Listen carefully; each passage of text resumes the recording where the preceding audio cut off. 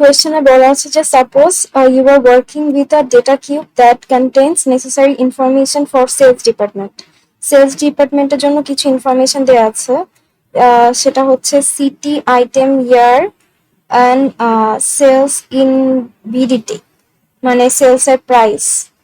এই চারটা জিনিস হচ্ছে, চারটা অ্যাট্রিবিউট আছে সেলস ডিপার্টমেন্টের। আর determine whether the compute cube operator you would use to analyze the total sales in the data cube. Explain how many group by operators you can utilize.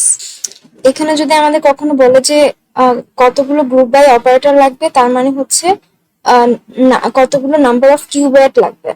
So number of কিউবেট আর group by operator হচ্ছে সমান, একই। So এখানে attribute এখানে তিনটা ধরছে, but আমার মনে হচ্ছে যে এটা হচ্ছে অ্যাট্রিবিউট হবে সেলস ইন বিডিটি। সো এখানে অ্যাট্রিবিউট চারটা, সেক্ষেত্রে 2 এর পাওয়ার 4 হবে। তো যদি 2 এর পাওয়ার 4 হয় সেক্ষেত্রে আমাদের এটাকে প্রাইস, সেলস ইন বিডিটি কে প্রাইস অ্যাট্রিবিউট বলতে পারি।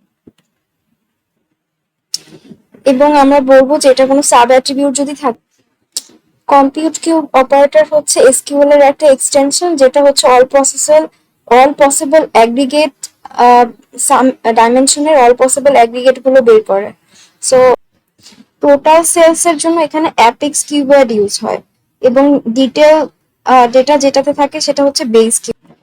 সো আমাদের কোয়েশ্চেন ওয়াইজ যে determine which compute cube operator you would be used to analyze total sales in this data cube। তো আমরা হচ্ছে পুরোটাকে লিখে আমরা বলতে পারি যে গ্র্যান্ড টোটাল ইউজ করার জন্য আমরা অ্যাপেক্স কিউব ইউজ করছি, বাট এখানে 2 এর পাওয়ার 4 হবে।